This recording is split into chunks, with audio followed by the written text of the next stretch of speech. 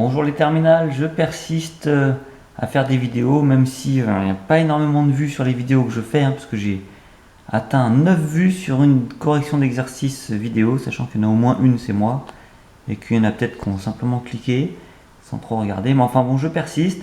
Donc, correction de l'exercice 27, page 294, sur la plongée, pour finir le chapitre 14 sur la modélisation de l'écoulement d'un fluide. Donc je ne vais pas relire l'énoncé, il est dans votre livre. Je passe directement dans la première question de la partie 1, c'est-à-dire calculer la valeur de la poussée d'Archimède exercée par l'eau sur le plongeur. Donc la poussée d'Archimède, on applique la formule, c'est le poids du volume de fluide déplacé. Donc pour calculer le poids du volume de fluide, on fait la masse volumique du fluide fois, pour calculer la masse du volume de fluide déplacé, on fait ρ fois V, c'est-à-dire la masse volumique du fluide fois le volume du fluide qui a été déplacé, donc le volume du corps qui est immergé, fois G. C'est la formule de la poussée d'Archimède, ρ fois V fois G. Donc le fluide, c'est de l'eau salée, on a sa valeur dans le livre pour la masse volumique. Le volume, c'est le volume du plongeur qui est donc à déplacer de l'eau. Et G, c'est la valeur que vous connaissez de la constante de pesanteur de 9,8 ou l'intensité de la pesanteur. On obtient, donc en faisant l'application numérique, on obtient 8,9 fois 10 puissance 2 newtons pour la poussée d'Archimède. On passe à la question 2. Qu'arrive-t-il au plongeur équipé à la profondeur de 20 mètres s'il n'agit pas sur le gilet stabilisateur? Alors, du coup, le plongeur, il est soumis à deux forces. On considère un plongeur qui ne nage pas, il ne bouge pas, il n'est pas en train d'exercer des forces sur l'eau particulières. Il est donc soumis à la poussée d'Archimède, qui est orientée vers le haut, et à son poids, qui est orienté vers le bas. Pour savoir ce qui va lui arriver, il faut donc comparer ces deux forces. On a déjà calculé la poussée d'Archimède, on passe à son poids, on fait donc m fois g, on trouve 9 fois 10 puissance 2. On s'aperçoit donc que le poids est un petit peu plus grand que la poussée d'Archimède, donc que la somme des forces va être orientée vers le bas. Il va donc subir une accélération, selon la deuxième loi de Newton, qui est orientée également vers le bas. Donc la valeur de P étant supérieure à celle de Fp, le plongeur va subir une accélération orientée vers le bas. Sans mouvement de nage, le plongeur se dirige vers le fond. Voilà pour la question 2. Il va donc vers le fond puisque son poids est supérieur à la poussée d'Archimède. Petit 3. Pour répondre à la question 2, il suffit de comparer les masses volumiques du plongeur et de l'eau salée. Justifiez cette affirmation. Donc, on a pour la question 2, finalement, il faut comparer P et F, c'est-à-dire le poids et la poussée d'Archimède. On écrit les deux formules. On s'aperçoit que le poids, c'est un peu dur parce que mon appareil bouge un peu, j'ai pas pu le caler comme d'habitude. Donc le poids c'est m fois g, et on peut très bien remplacer la masse du plongeur par la masse volumique du plongeur fois le volume du plongeur. Et on s'aperçoit que quand on compare P et F, on a donc quelque chose qui est présent dans les deux formules, c'est le volume du plongeur fois G, qui est là et qui est là. La seule chose qui différencie ces deux formules de poussée d'Archimède et de poids, c'est la masse volumique du fluide d'un côté, donc de l'eau ici, et la masse volumique du plongeur. Donc comparer ces deux forces revient à comparer leur masse volumique. L'affirmation est donc juste. Si on veut préciser un petit peu, si la masse volumique du plongeur est supérieure à celle de l'eau, le plongeur va descendre puisque P va être supérieur à Fp. Si la masse volumique du plongeur est inférieure à celle de l'eau, le plongeur monte jusqu'à la surface, en tout cas, jusqu'à ce qu'il y ait des changements de valeur de ses forces, donc jusqu'à la surface. Et enfin, s'il y a égalité entre ces deux masses volumiques, le plongeur est à l'équilibre. On passe à la question 4. Question 4, je vais la trouver. Non, elle est là. Quel volume d'air le plongeur doit-il injecter dans son gilet afin d'être stabilisé? Donc on vient de le dire, pour être stabilisé, il faut que les deux masses volumiques soient égales. On fait donc masse volumique du plongeur égale à masse volumique de l'eau. Et la masse volumique du plongeur, c'est sa masse divisée par son volume. On a donc sa masse divisée par son volume au plongeur qui est égal à la masse volumique de l'eau. Si on veut avoir le volume du plongeur, c'est ce qu'on veut trouver, puisqu'on veut savoir à quel point il doit augmenter son volume pour flotter, pour être stabilisé, on fait donc M divisé par la masse volumique de l'eau. Volume du plongeur passe de l'autre côté et multiplie, masse volumique de l'eau qui multiplie, passe en dessous et divise. Ça fait donc bien M sur masse volumique de l'eau. On obtient le volume que le plongeur doit faire pour être stabilisé. Si on reste à deux chiffres significatifs, ça fait 0,089 mètres cubes. Il doit donc ajouter, étant donné que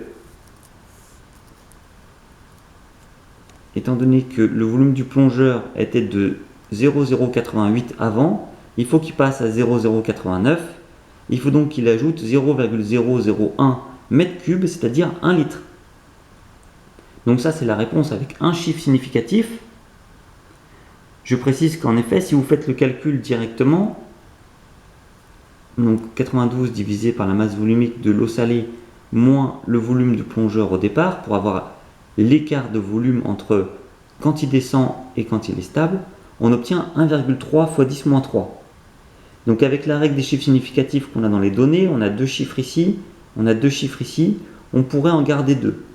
Mais le cas particulier d'une soustraction, c'est qu'une soustraction peut être amenée à enlever des chiffres significatifs. On le voit bien, là, si on fait le calcul directement avec ces deux chiffres significatifs, 89 moins 88, ça fait 1. On ne peut pas vraiment dire 1,0 étant donné qu'on ne sait pas ce qu'il y a après le 8 ici, ni après le 9 ici.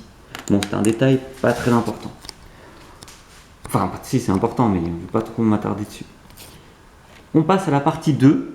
Donc le plongeur, cette fois, il se déplace horizontalement et il y a une variation de section.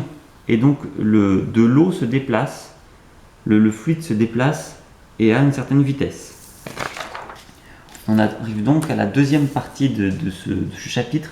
C'est ça que j'aime bien dans cet exercice, c'est qu'il reprend à peu près tous les calculs du chapitre, que ce soit, donc si je reviens sur l'essentiel du chapitre, il y a la poussée d'Archimède, il y a les calculs de débit et il y a la relation de Bernoulli. Et dans cet exercice, on fait tout. En fait. Donc, question 1, quelle est la valeur de la vitesse de l'eau lorsque le diamètre devient D2? Parce qu'en fait, par rapport à ça, on connaît tout. On connaît V1, on connaît D1, on connaît D2, on ne connaît pas V2. Comme le fluide se déplace dans ce conduit, il est en régime permanent indépendant du temps et incompressible. On peut donc dire que le débit volumique est constant. Donc c'est ce que j'ai écrit ici. Le débit volumique est constant car le fluide est incompressible et en régime permanent indépendant du temps. Donc on a dV1 qui est égal à dV2. Et on l'a vu dans le cours, le débit volumique, évidemment c'est le volume de fluide qui passe par unité de temps, mais ça correspond aussi à la surface de la section où l'eau passe fois la vitesse du fluide. Je ne reviens pas sur la démonstration, elle est dans le livre, puis on l'a déjà vu.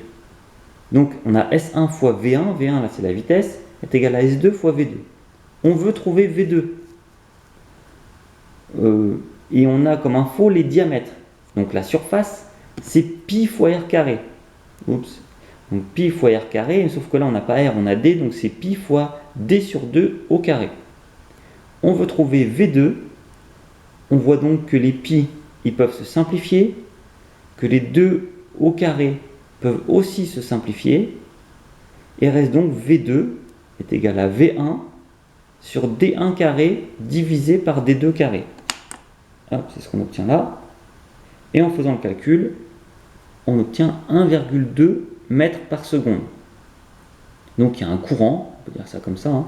L'eau se déplace, on appelle ça un courant, de 1,2 mètres par seconde, ici, alors que Auparavant, comme c'était plus large, le courant était plus faible. Il était de 0,30 mètres par seconde. Donc ça montre bien quelque chose qui vous paraît probablement assez intuitif. Quand un fluide passe dans un tuyau et que le tuyau rétrécit, ben la vitesse du fluide augmente puisque le débit est constant. C'est ce qu'on l'a déjà dit, hein, c'est quand on presse un jet d'eau, ben, l'eau va plus loin parce que la vitesse là où on presse du fluide est plus grande. C'est ce qui permet d'arroser un copain s'il était trop loin sans pincer le tuyau d'arrosage. Petit 2. Calculer la différence de pression ΔP entre les deux passages cylindriques de la cavité. Donc en effet, grâce à la relation de Bernoulli, on sait que pour un fluide incompressible qui se déplace en régime permanent indépendant du temps, si la vitesse varie, eh ben on peut avoir une variation de pression. On écrit la relation de Bernoulli, qui est donnée d'ailleurs, hein, vous voyez, elle est donnée dans l'énoncé, ici. Donc je la réécris, je ne vais pas la relire parce que c'est un petit peu long à l'oral, mais c'est une relation qui relie la vitesse du fluide, l'altitude dans ce fluide, Z, et la pression dans le fluide. Là, on est dans un cas où Z, vu que c'est un déplacement horizontal, ne change pas. Donc Z1 égale Z2. La formule se voit donc légèrement simplifiée. On a donc juste une relation entre la vitesse et la pression, et également la masse volumique du fluide. On veut trouver la différence de pression, donc P2 moins P1. On va y arriver. Différence de pression, c'est donc P2 moins P1. On s'aperçoit avec la formule qui est au-dessus que si on fait P2 moins P1, on met P1 de l'autre côté, on va donc avoir 1 demi de rho V1 carré moins, parce que ce 1 demi de rho V2 carré passe de l'autre côté, moins 1 demi rho fois V2 carré. Ça fait cette formule-là. On remplace par les valeurs, j'ai juste factorisé par 1 demi de rho, rho étant la masse volumique de l'eau salée. Et on peut calculer du coup la variation de pression. Alors elle est négative, alors on obtient moins 695, c'est des pascals dans cette formule. C'est vrai, donc ça il faut le savoir, hein, dans l'unité du système international, la pression est toujours en pascal. Z c'est toujours en mètres, l'altitude, et V en mètres par seconde. Donc même si on utilise très souvent le bar dans on pourrait dire la vie quotidienne, dans les formules de physique, au départ, on obtient des formules, des valeurs en pascal. Donc ça fait, si on garde deux chiffres significatifs, moins 7 fois 10 puissance 2 pascal. Et oui, la pression diminue quand la vitesse augmente. Donc comme la vitesse augmente entre V1 et V2, la pression a diminué de 7 fois 10 puissance 2 pascal. On peut donc s'interroger, c'est la dernière question. Alors il y a une grosse tâche dans mon livre, mais ça n'empêche pas d'essayer de comprendre la question.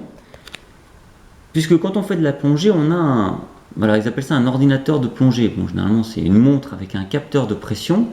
Et selon la pression, la montre en déduit la profondeur. Parce qu'en effet, plus on descend, plus la pression est grande. Et donc plus la profondeur, plus on peut trouver la profondeur à partir de la pression. Je vais y arriver.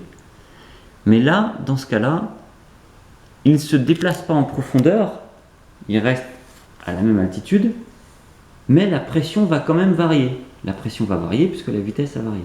Donc on se pose comme question de savoir quelle va être la différence de profondeur indiquée par la montre alors qu'il est toujours à la même profondeur.